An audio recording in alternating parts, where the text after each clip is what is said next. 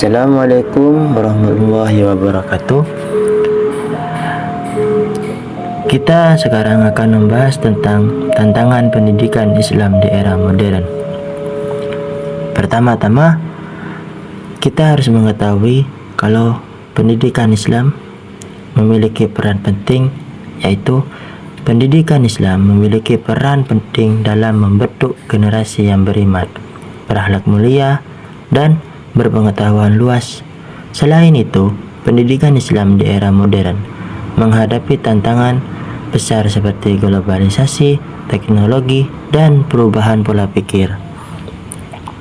Selain itu, pendidikan Islam mengajarkan nilai-nilai luhur seperti kejujuran, keadilan, kasih sayang, dan toleransi yang menjadi fondasi bagi pembentukan karakter yang baik. Masuk ke pembahasan pertama, yaitu tantangan kurikulum pendidikan Islam. Tantangan kurikulum pendidikan Islam ini dibagi menjadi 3 macam, yaitu kesesuaian dengan zaman. Kesesuaian dengan zaman, pendidikan Islam harus menyesuaikan kurikulum agar tetap relevan dengan kebutuhan zaman tanpa menghilangkan nilai-nilai dasar Islam. Yang kedua, interaksi ilmu agama dan umum. Kurikulum perlu menggabungkan ilmu agama dengan ilmu pengetahuan umum agar siswa memiliki wawasan luas dan siap menghadapi dunia modern. Tantangan yang ketiga, peran teknologi dalam pengajaran.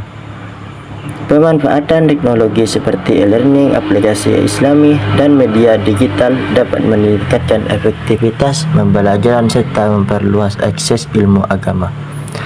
Juga, pendidikan Islam harus dapat memanfaatkan kemajuan teknologi dan ilmu pengetahuan untuk memperkaya proses pembelajaran dan meningkatkan relevansi kurikulum.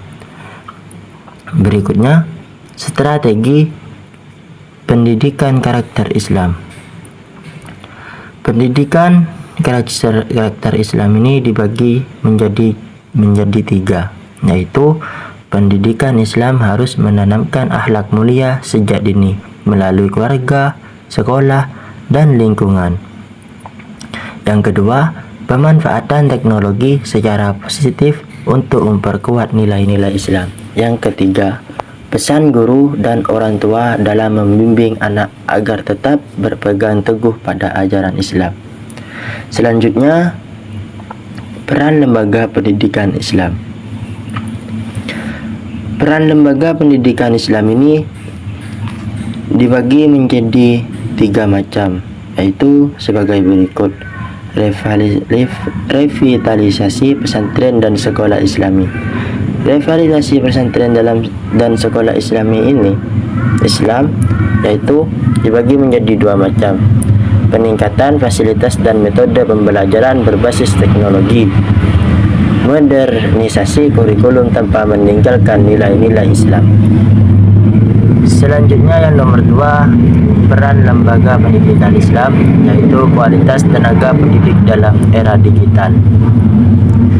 Kualitas tenaga pendidik dalam era digital ini juga dibagi menjadi 2 macam, yaitu pertama, meningkatkan pemahaman tentang interaksi ilmu agama dan ilmu modern. Yang kedua, meningkatkan kompetensi guru dalam pemanfaatan teknologi. Selanjutnya, dalam peran lembaga pendidikan Islam juga ada kolaborasi dengan lembaga internasional. Kolaborasi dengan lembaga internasional ini juga menjadi 2 macam, yaitu kerjasama dengan lembaga untuk meningkatkan kualitas pendidikan Islam, juga pertukaran ilmu dan budaya yang tetap bertandas nilai-nilai Islam. Masuk pembahasan selanjutnya, yaitu problematika pendidikan Islam di era industri 5.0.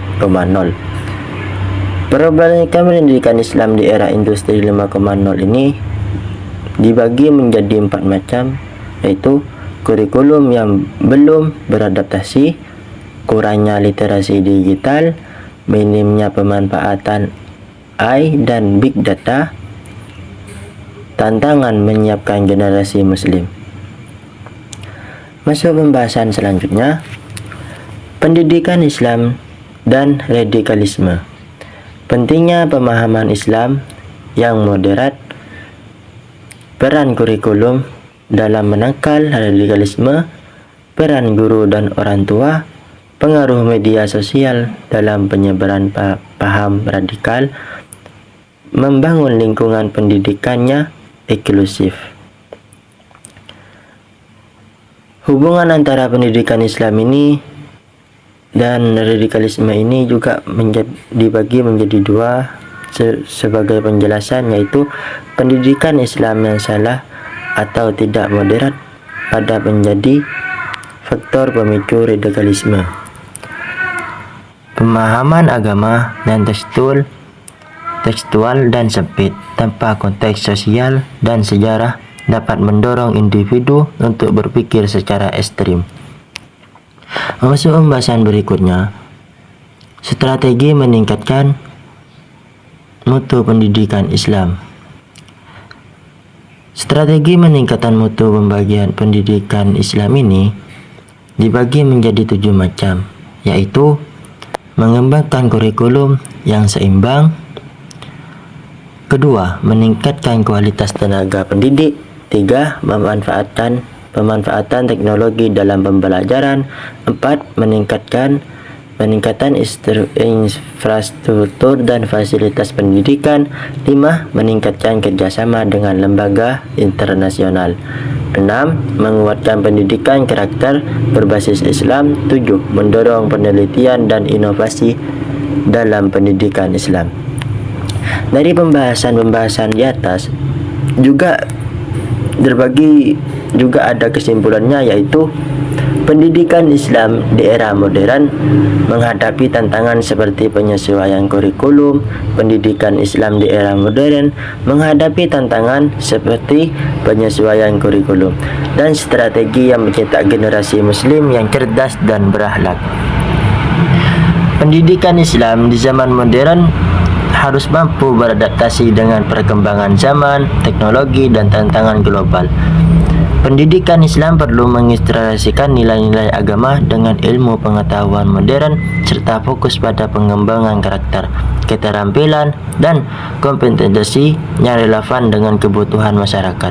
Jadi, kita sebagai anak generasi muda sekarang, kita tidak boleh menyerah dalam menghadapi berbagai tantangan yang kita hadapi atau musibah yang kita alami, karena setiap tantangan itu pasti ada finishnya. Setiap kita berproses pasti ada hasilnya. Jadi sebagai umat manusia, kita tidak boleh menyerah, berusaha dan terus berusaha. Cukup sekian dari kita, semoga bermanfaat. Assalamualaikum warahmatullahi wabarakatuh.